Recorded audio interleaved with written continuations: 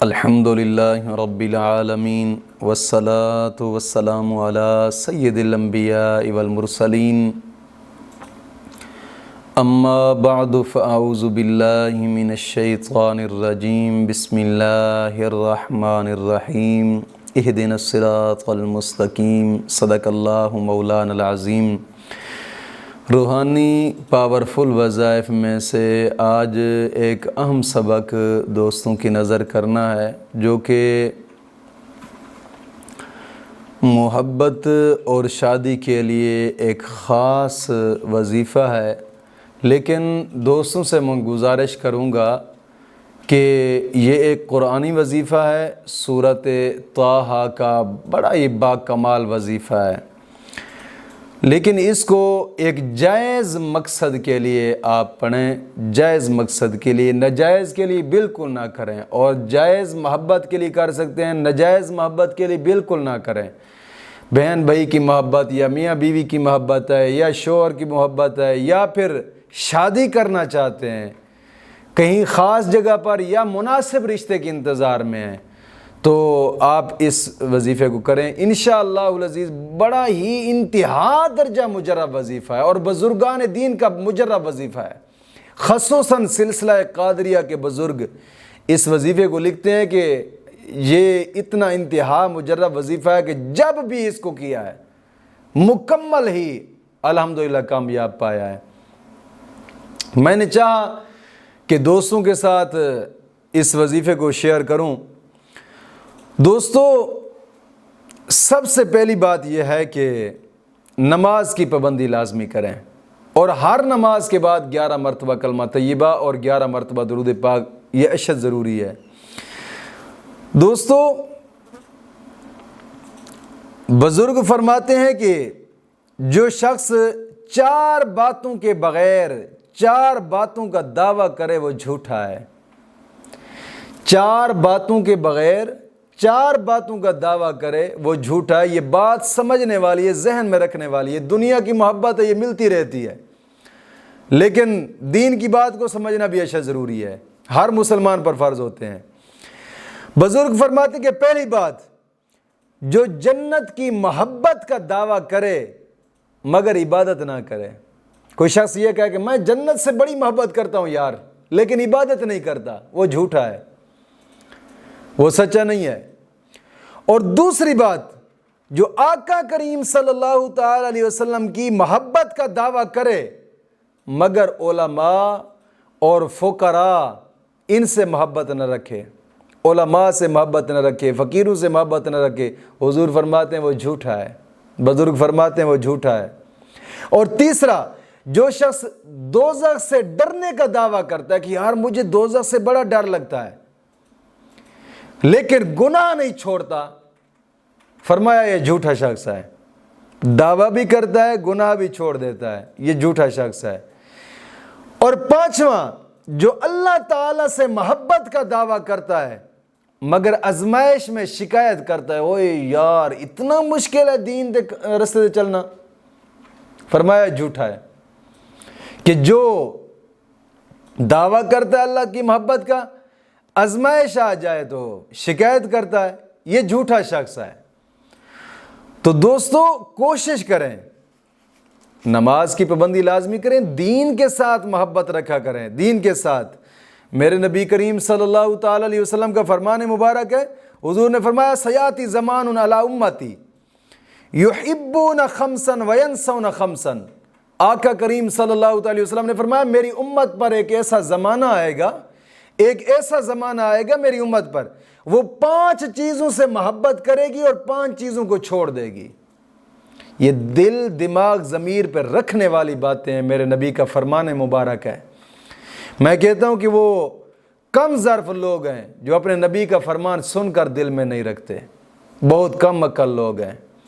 کوشش کریں کہ نبی کی محبت میں ہی دنیا کا سب کچھ ملتا ہے انسان کو۔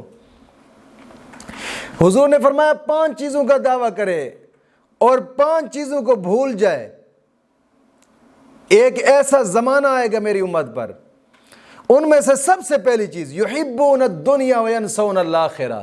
میرے نبی نے فرمایا دنیا سے محبت رکھیں گے، آخرت کو بھول جائیں گے۔ دنیا سے محبت، یار فلاں چیز بھی میری ہو جائے، فلاں چیز بھی میری ہو جائے، فلاں چیز بھی میری ہو جائے، اور دنیا کا پیسہ جمع کرتے کرتے کرتے کرتے خود قبر میں چلے جاتے ہیں۔ وہی دنیا کا پیسہ ہوتا ہے جو جناب علی اولاد عیاشی پہ اڑاتی ہے، کوئی فائدہ فاتحہ کہنے والا بھی نہیں ہوتا۔ کیوں نہ ہو کہ دنیا کا مال ہو اور ہم اسی مال کو اللہ کے راستے پہ بھی خرچ کریں اور اپنے اوپر بھی خرچ کریں۔ اللہ کے راستے پہ خرچ کرنے والا مال ہمیشہ زیادہ ہوتا ہے، ہمیشہ زیادہ ہوتا ہے، کبھی بھی کمی نہیں آتی۔ جو بھی شخص اللہ کے راستے پہ مال خرچ کرتا ہے، اپنے مال سے زکوٰۃ نکالیں، اپنے مال سے صدقہ خیرات کریں۔ یار رمضان شریف کا مہینہ ہے، یہ تو برکتوں والا مہینہ ہے۔ اس مہینے کے اندر تو جناب علی سب کچھ انسان کو لٹا دینا چاہیے اللہ کی رحمت کو حاصل کرنے کے لیے۔ یہ وہ مہینہ ہے کہ دعا مانگنے والے شخص کی دعا رد نہیں ہوتی۔ یہ وہ مہینہ ہے کہ مانگنے والے کو کبھی ایسا نہیں ہے کہ نامراد لٹایا جائے، عطا کر دیا جاتا ہے۔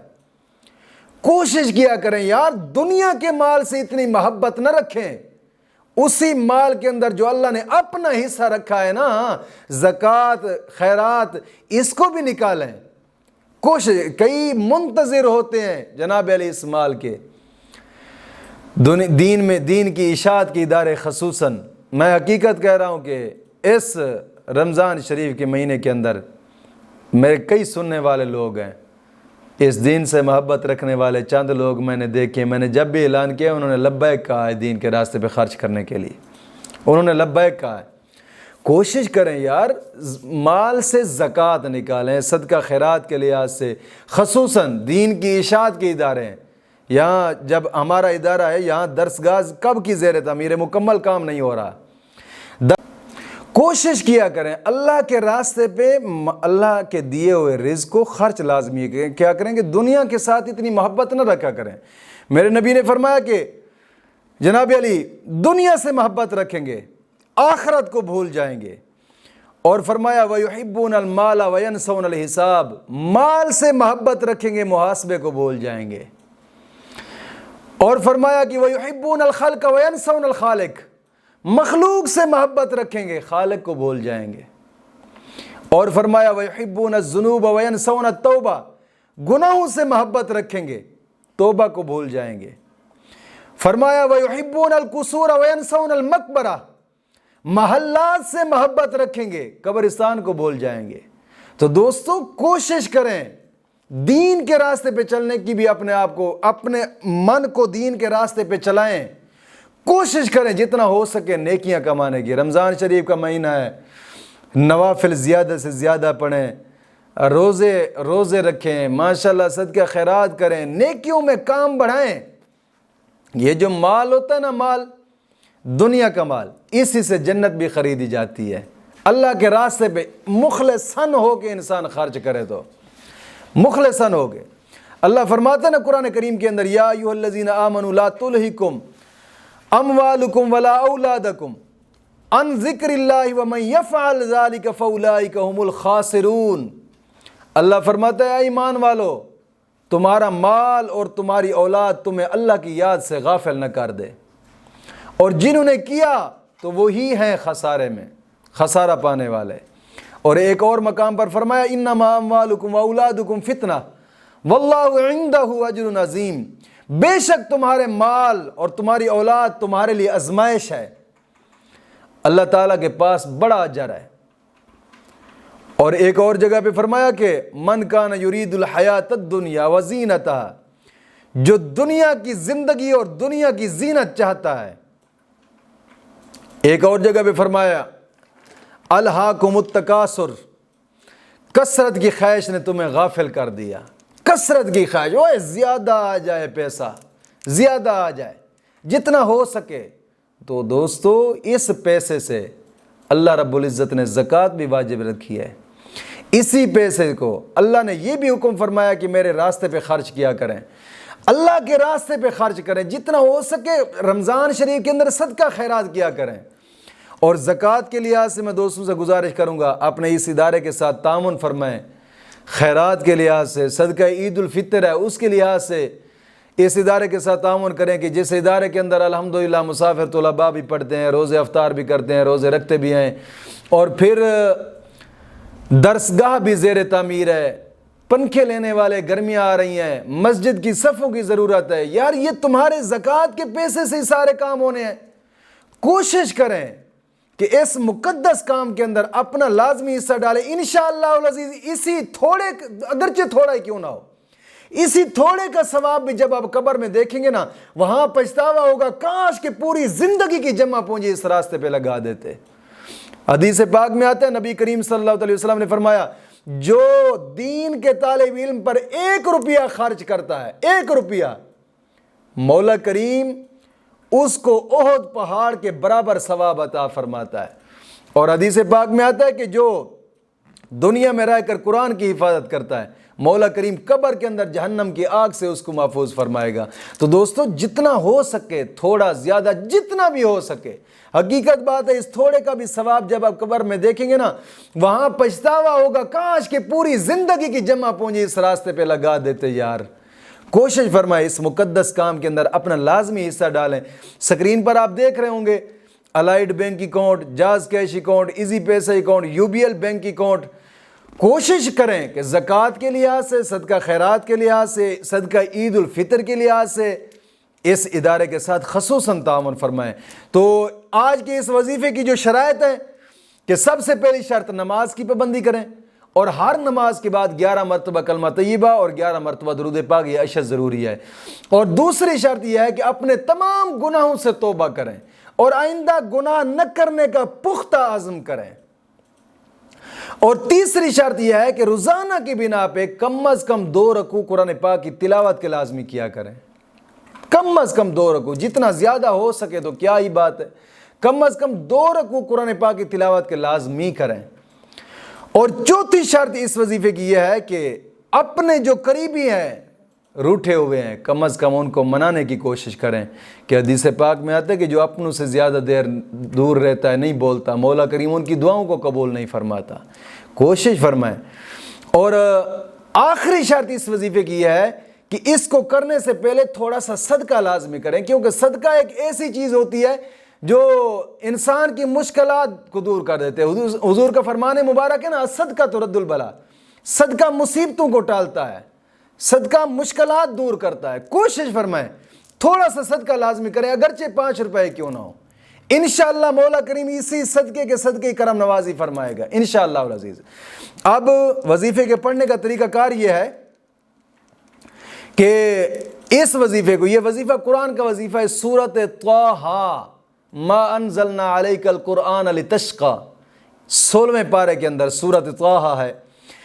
اس سورت کو پہلے 3 مرتبہ درود ابراہیمی پڑھیں، 3 مرتبہ درود ابراہیمی پڑھ کر اس سورت کو 7 مرتبہ پڑھنا ہے، اور پھر 3 مرتبہ درود ابراہیمی پڑھنا ہے، یعنی روزانہ کی بنا پہ دن ہے یا وقت، اس کو 7 مرتبہ پڑھیں۔ ہاں وقفے سے بھی اس کو کر سکتے ہیں، یعنی 24 گھنٹے کے اندر 7 مرتبہ مکمل کرنا ہے، یہ بھی آسانی ہے اس میں۔ یعنی صبح کی نماز کے بعد آپ 2 مرتبہ پڑھ لیں، اور ظہر کی نماز کے بعد آپ 2 مرتبہ پڑھ لیں، عصر کی نماز کے بعد آپ 2 مرتبہ پڑھ لیں، عشاء کی نماز کے بعد آپ 2 مرتبہ پڑھ لیں، مغرب کی نماز کے بعد آپ 1 مرتبہ پڑھ لیں۔ اس طریقے سے بھی کر سکتے ہیں، اگر اکٹھا پڑھنا چاہیں تب بھی پڑھ سکتے ہیں، الگ الگ کرنا چاہیں، وقفے سے پڑھنا چاہیں تب بھی، یعنی 24 گھنٹے کے اندر 7 مرتبہ مکمل کرنا ہے۔ اور پھر اخیر پہ 1 مرتبہ، ہاں اگر کوئی بندہ وقفے کرنا چاہتا ہے تو پھر ہر مرتبہ اول آخر 3 مرتبہ درود ابراہیمی پڑھے۔ اگر اکٹھے کرنا چاہتا ہے تو پھر پہلے درود ابراہیمی 3 مرتبہ، آخر میں بھی درود ابراہیمی 3 مرتبہ۔ جب مکمل ہو جائے پھر جہاں شادی کرنا چاہتا ہے اس کا نام لے اور اس کی ماں کا نام لے، یا پھر رشتہ لینا چاہتا ہے، رشتہ مل نہیں رہا، یا پھر رشتے میں بندش کو توڑنا چاہتا ہے، پھر وہی الفاظ بولے، یعنی دعا میں ہاتھ کھڑا کرے، پہلے 1 مرتبہ درود پاک پڑھے، درود پاک پڑھ کر پھر وہی الفاظ بولے کہ فلاں جگہ پہ شادی کرنا چاہتا ہوں، یا میرے رشتے میں بندش ہے یہ ٹوٹ جائے، یا پھر خاص مناسب رشتہ چاہتا ہے، وہ لے کر پھر ایک مرتبہ درود پاک پڑھے، درود پاک پڑھ کر پھر گڑ گڑا کر اپنے رب کی بارگاہ میں دعا کرنی ہے۔ انشاءاللہ العزیز اس وظیفے کو صرف 5 دن آپ کریں، 5ویں دن سے پہلے انشاءاللہ العزیز جہاں آپ چاہتے ہیں وہیں پہ رشتہ ہو جائے گا انشاءاللہ العزیز۔ مولا کریم دین متین کی سمجھ عطا فرمائے۔